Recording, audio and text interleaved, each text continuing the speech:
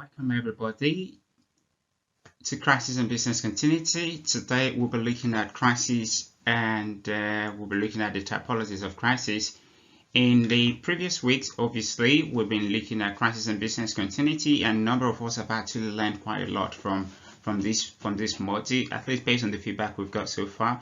And I know that a number of you are also preparing to submit your assignments as well. So I'm going to keep this very straight and straight to the point. So we'll be looking at typologies of crisis. My name is Ulase Mafmshepi. Some of you are in my seminar group, so we've met, even though we've met virtually. But today we'll be looking at typologies of crisis, and we'll be looking at the implication of that for the management of crisis in an organization. So that will be the sort of things that we'll be looking at today. And of course, we also try to differentiate crisis from other type of dangerous situations, and we will look at the essence of that typologies, of that classifications, and we'll look at some of the emerging theories and some of the key authors that have come up with typologies of crisis. We'll look at quite a few of them, and that will be the centers of my topic today.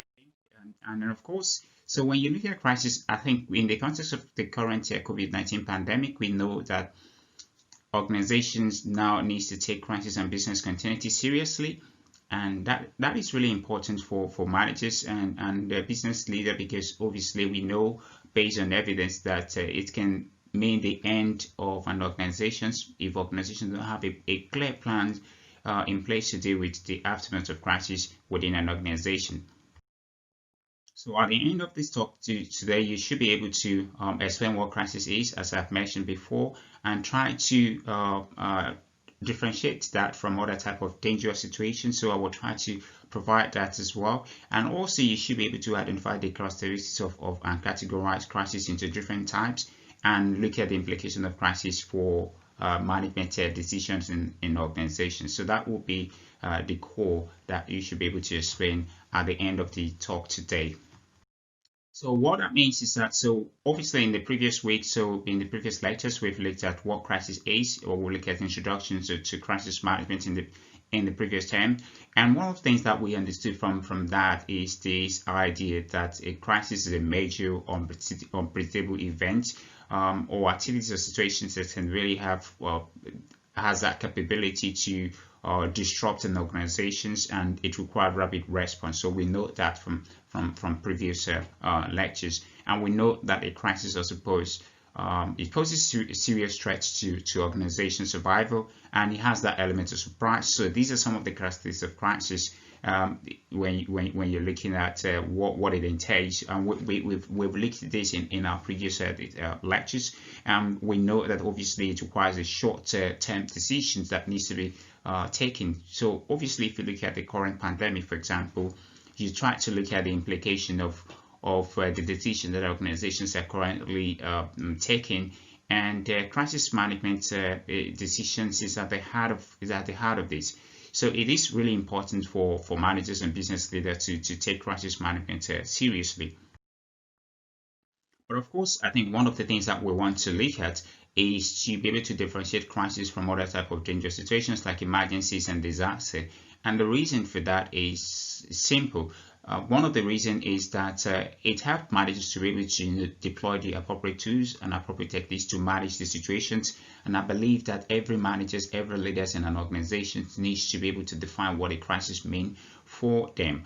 And if you try to look at emergency situation, for example, we know based on evidence from the literatures that emergency situations sometimes these are type of situations that require rapid and highly structured response within the organizations. They reach to the critical decision makers in an organization is already known in advance. So think about emergency situations like fire, these are highly response, highly structured type of situations that you can pre-plan for. But in case of crisis, even though you require rapid response, as I mentioned earlier, but sometimes the risks there to critical decisions makers are sometimes difficult to define from the onset. Albeit even though from right from the time where the crisis is unfolding. So these are sometimes crises therefore may be classified as an E-structured problem, E-structured situations.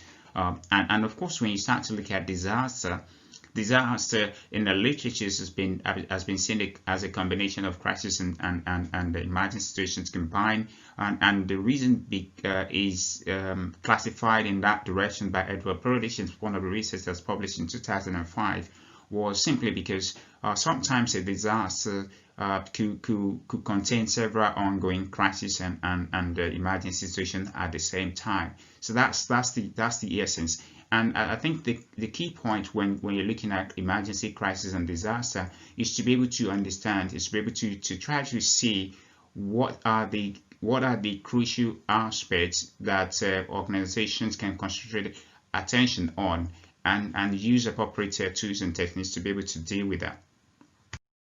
So that being said, I just want to probe a little further to question whether a crisis, what we actually call crisis within an organization. So there's need to rethink crisis management, and of course I've outlined some of those reasons why we must rethink crisis management. Especially every organization needs to define what crisis means for them and be able to deploy an appropriate tools and plans and techniques to deal with those sort of situations, because every organizational crisis management it will be different. So I think that's absolutely the key point to kind of take away from what I said so far. So again, I think when we start to look at our crisis, what we call crisis. So if you look at the definition of risks and crisis and disasters and emergencies, so these terms have received quite a number of debates in the academic literatures around crisis management and business continuity literature.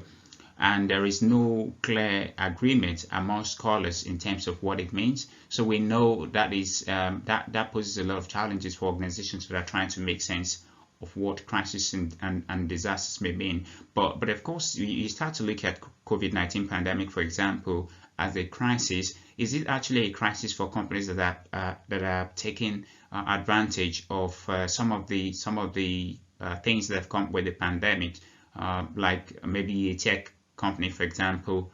You look at Zoom, for example, relatively unknown company before the pandemic, and of course with the breakout of the pandemic, of the COVID-19 pandemic, it becomes very popular companies because of a number of people are using that technology to maybe teach from home, maybe for work purposes, for streaming and all sort of things, and so their valuation has essentially gone up. So the pandemic may not necessarily be a crisis for them, or it may be that the fact that every crisis contains elements of opportunities as well. So that's why it is really important for managers and leaders to rethink what crisis is within an organization context. So I think that being said, so I think it's really important for managers and leaders to be able to probe what the crisis means for them, so within the context of an organization setting. So that is something that business managers, leaders within organizations needs to be able to understand and classify those within the organization.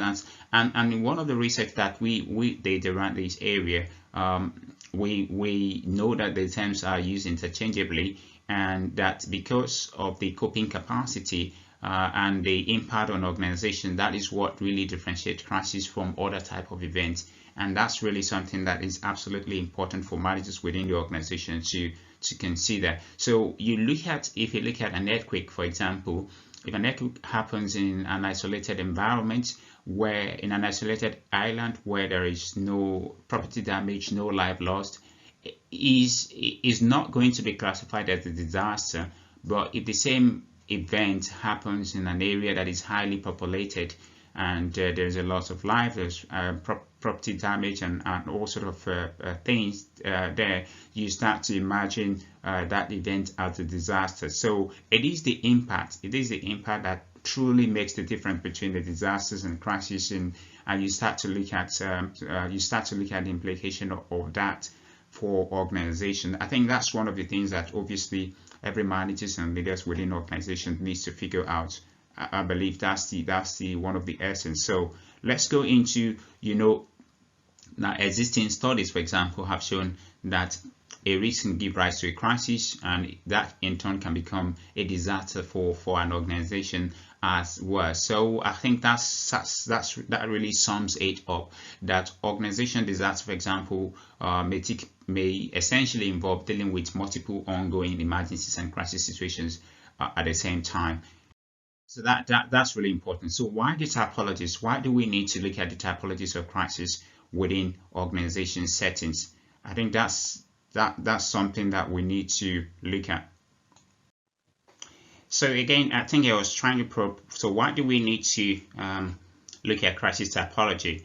So a typical examples would be for us to look at fire, for example, the classes of fire. So there are different classes of fire, and each of these classes actually require different types of fire extinguishers, for example, to take this fire out. So you don't, for example, you don't use water on electric fire, for example. So that's why it is important for managers to look at the typologies of crisis and how we can identify crisis and response to this type of event in a different using the appropriate tools and techniques. So that is really important for managers and organizations to deal with. So of course, when you look at maybe electrical fire, for example, you want to use maybe powder extinguishers, for example, to be able to deal with that. So, but you want to make sure that you're using the appropriate fire extinguishers and the right type of fire. So that's why it's really important for managers and leaders within organizations to know the type of crisis and look at the typologies, and these typologies can actually help managers to really put crisis across different categories and then deploy the appropriate tools at the right stages to deal with them. So how is crisis culturally clustered across organizations? So we know that there are situations around maybe the technical or what is also called the economic aspect of crisis, and there's the human social aspect of crisis. And of course, we also look at when you're looking at maybe psychological issues relating to crisis, you're looking at maybe issues relating to terrorism, for example, and maybe sabotage, for example, or tampering, product tampering within the organizations as well. These are different classifications, and you start to look at their what is it called now, the severity of those problems. You start to look at the impact that can have on the organization bottom line operations, and that can help managers to take the appropriate step within the organization to deal with the incident in a very rapid manner. So when you start to look at the typology, so one of the things that obviously has been pointed out by Goodens in his work is the ideas around predictable crisis, and looks at hard and easy type of problems. So you're looking at unexpected crisis, for example, and of course you're also looking at issues relating to unconventional crisis. Unexpected crises are very classified as hard and easy. Why? Because it requires an emergency response. And of course, you start to look at maybe fundamental crisis that is very hard in terms of predictability, and also in terms of the influence it has, is because there's no preparation that is possible in that type of problems. And COVID-19 perhaps fall into that categories of fundamental crisis. When you start to look at conventional crisis, so there could be measures that can put in place, and of course crisis planning can help. So these type of typologies can help managers within organizations to really see the true values of what crisis management can do, and how you can actually help to manage crisis within an organization as a crisis manager. So that can really help you to manage crisis within organization.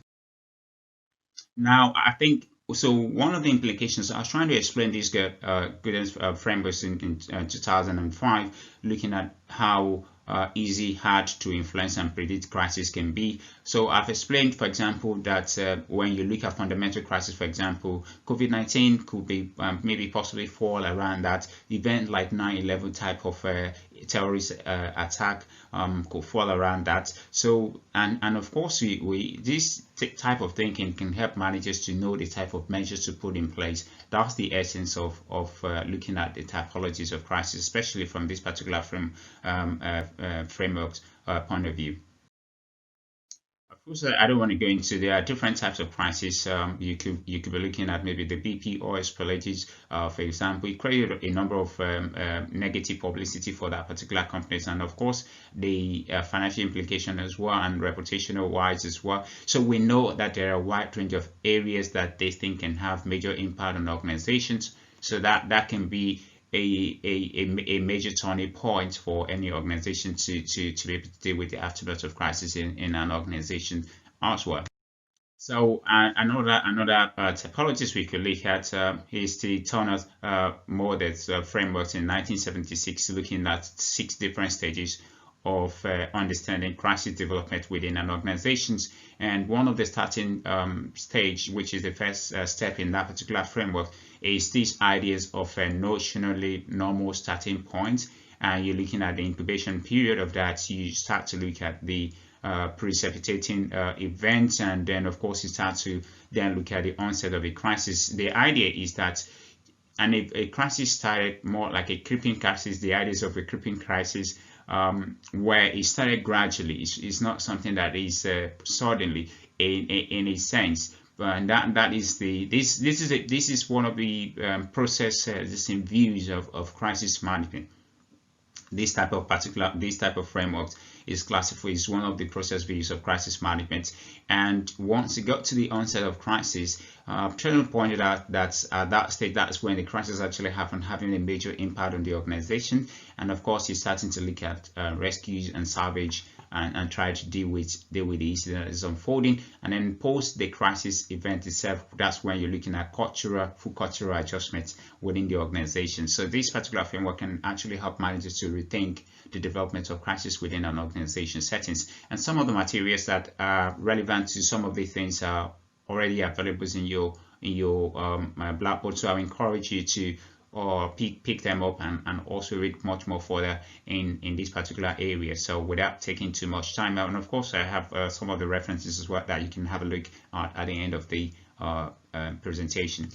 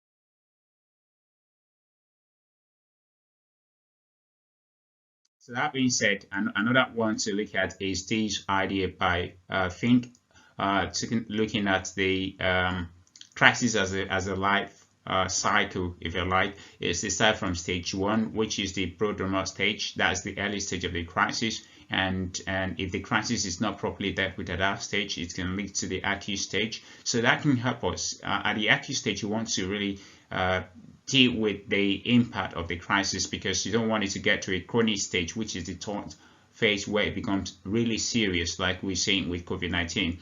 And of course, at the fourth stage is the resolution stage. So these are quite explanatory in itself. and it can help managers to rethink the way crises develop within an organization as well, or as crises unfolding within the business environment, and see what sort of tools and resources that can be deployed to manage those type of incidents within the organization, as the case may be. So I'm using my slide to kind of maybe explain this and just to provide a lot to some of these issues that managers and leaders within organizations can actually use to think about crisis in a way that can help them to solve any sort of problems within the organization, as the case may be.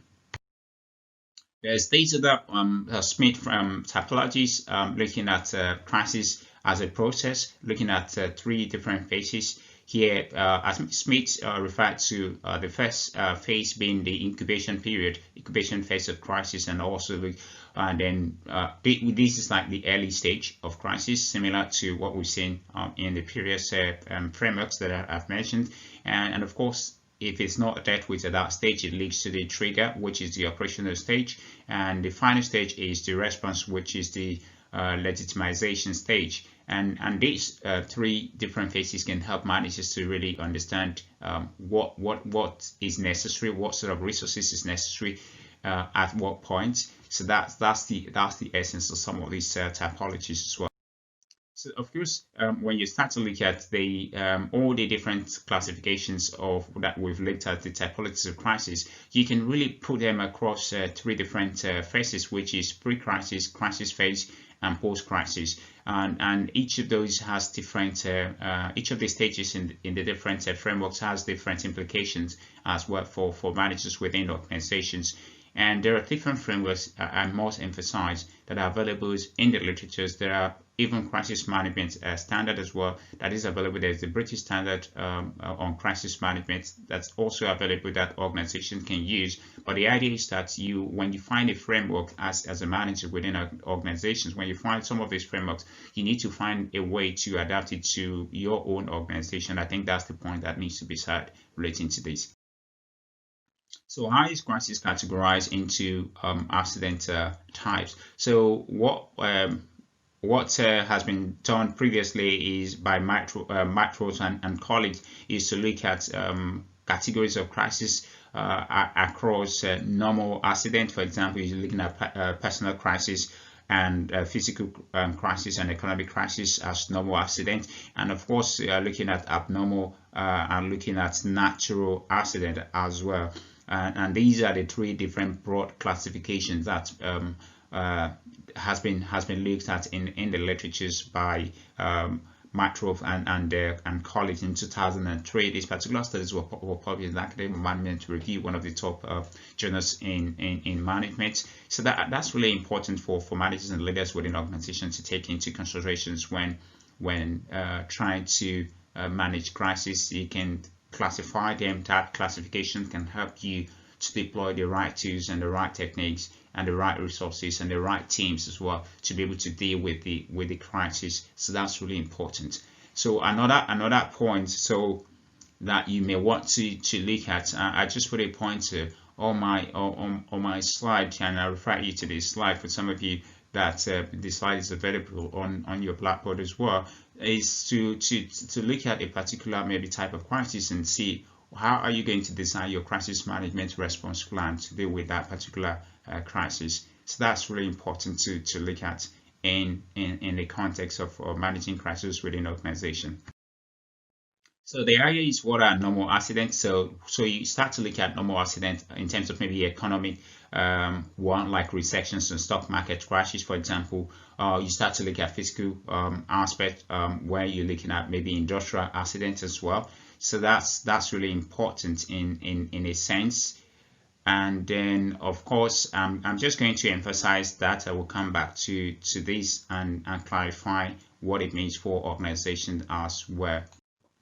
So I said I was going to explain what it means for organization as well. So I've already mentioned normal accidents as obviously you're looking at economics. You can easily pick that up like recession, for example, and the physical one maybe relating to industrial accident.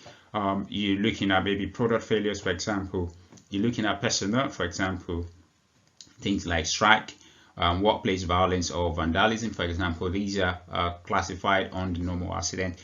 And of course, you start to look at abnormal accidents within the context of what has been looked at before is the issues relating to maybe criminal crisis, maybe information crisis like theft of information, for example, or reputational crisis. These are abnormal accidents. Cyber attacks, I think one of the things that we'll be looking at in the course of this module as well, relating to that as well, and what measures and tools that managers can put in place to be able to deal with the aftermath of these. So these are really crucial within the context of organization as well.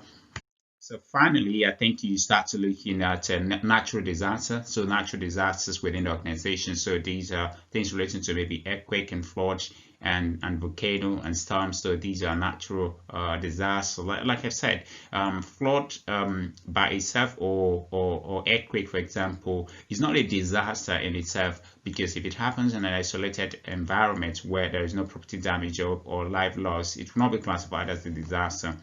So that's something to take into considerations when you're looking at some of these things.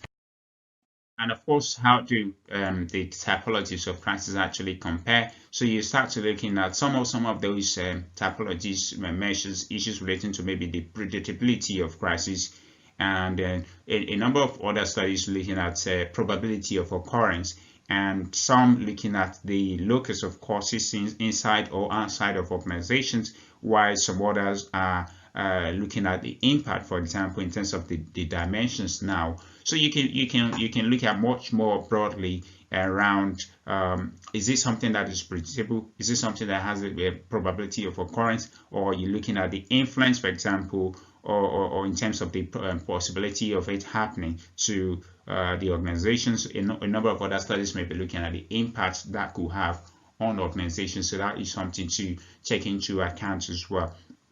And of course, from a number of some of these frameworks are looking at maybe from the perspective of either the crisis and disaster managers or risk manager point of view. Some are looking at generally from the angle of the stakeholders and then the general public. Some are looking at it from the perspective of the organization, as the case may be. So that's something to look at. And a number of those typologies kind of maybe concentrate much more largely around the implication on organization business continuity and or survival, as the case may be. So that's something to take into considerations when you're looking at some of these things within the context of organization as well.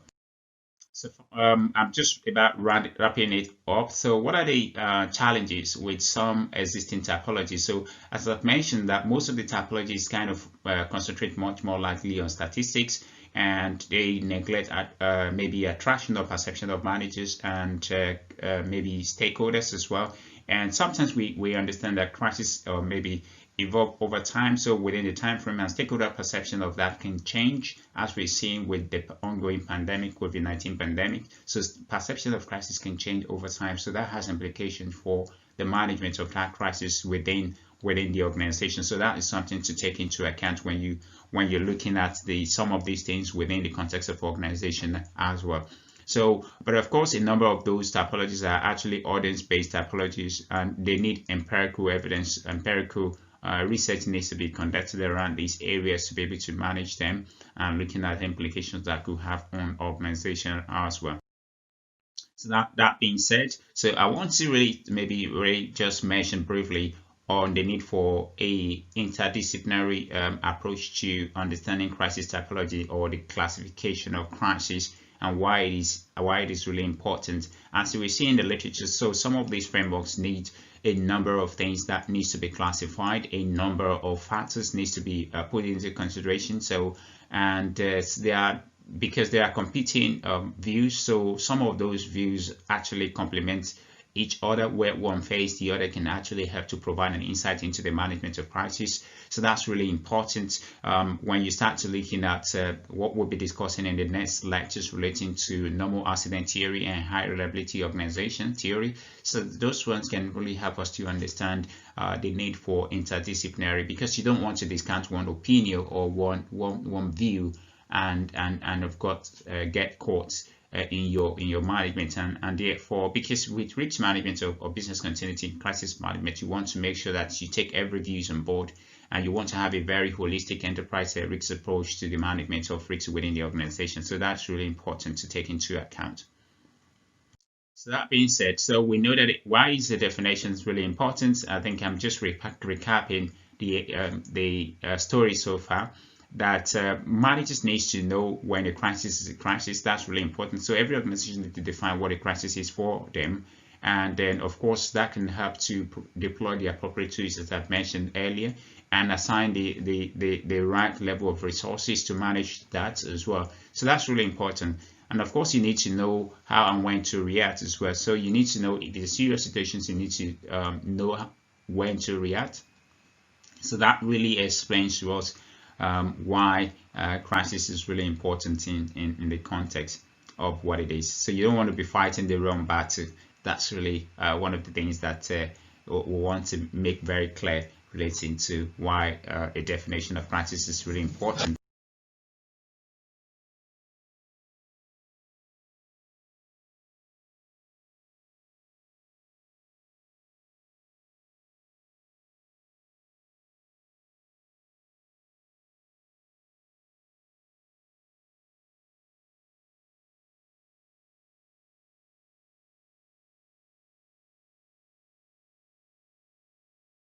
Organization. So why do we need to classify crisis into type? So we know sometimes, I think what there are about maybe 3 or 4 points I'd just like to mention here. So you can be looking at, it helps the organization to identify areas where the businesses may be vulnerable. And then of course we can then start to analyze that particular situation, the crisis situations, and separate it from other type of problems. And the other point is to help us to be able to keep situations under control and minimize the possible impact that could have on the bottom line operation of the organization. So it can really help the decision makers within the organizations now to develop appropriate strategies to be able to manage the crisis, and of course we can influence stakeholders in doing so. So that's why we need to classify crisis into different types. That's why the typologies of crisis are absolutely important within the context of organizations. So finally, next week we'll be looking at the normal accident theory. We'll also be looking at the high reliability organization theory. I know that a number of you are also preparing your assignments and working so hard and asking questions, and this week we're deploying it essentially to provide that needed support during the synchronous live section. So we'll be deploying that to help you to provide appropriate tools and resources and answer all your questions relating to your assignment. So that we'll be doing that in those. So next week we'll be looking at normal accident theory, and then we'll be looking at high reliability organizations and how they are complementary and what you can take away from those, and where one phase another one can the other can complement. So we'll be looking at that. Exciting lectures. Look forward to that as well. I've got the references that I've used. Some of the references that I've used is on this slide for this week, so you can look and pick up some of these things, because we don't want to compress a number of them within just a few minutes that I've got to do this. So thank you so much for listening. I've got a YouTube page. You may want to subscribe. I've got extra materials, additional record that is also available there, and some other things that I put in there. So you may want to subscribe to it as well. I encourage you to, and of course I'll see you next week. So thank you so much for listening, and also encourage you to participate as well in the module. And we'll see you again for some of you that are in my group. I'll see you next week.